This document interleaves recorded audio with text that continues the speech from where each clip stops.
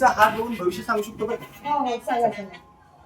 हे आतापर्यंत तुम्ही केलेले कष्ट हो सगळे वाया गेले.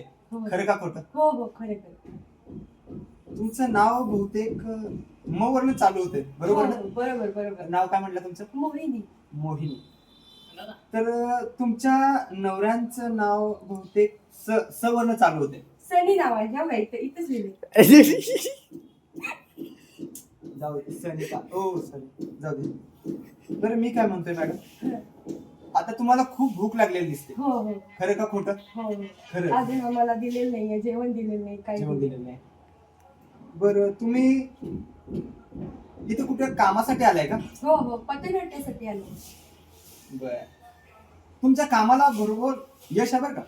हो का? होय होय होय. बरं. तुमच्या ज्या रेषा सांगतात ना, तुमचं भविष्य उज्ज्वल हम्म. आणि सुख समाधानाने जाणार आहे बरं का मग.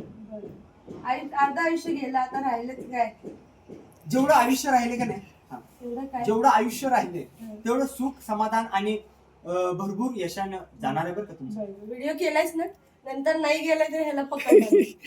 चुकून झालं असेल ते, त्याचं काय मी मनावर घेऊन नका जाऊ दे आता. बरं मी काय म्हणतो अजून, हं.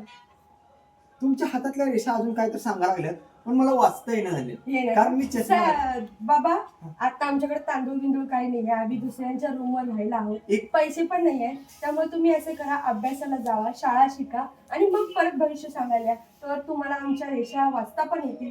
आता तुम्ही जाऊ शकता. एक काम करता का, थोडंफार काय तर असेल तर. काहीच नाही हो आमच्याकडे, सॉरी. चला येऊ शकता तुम्ही.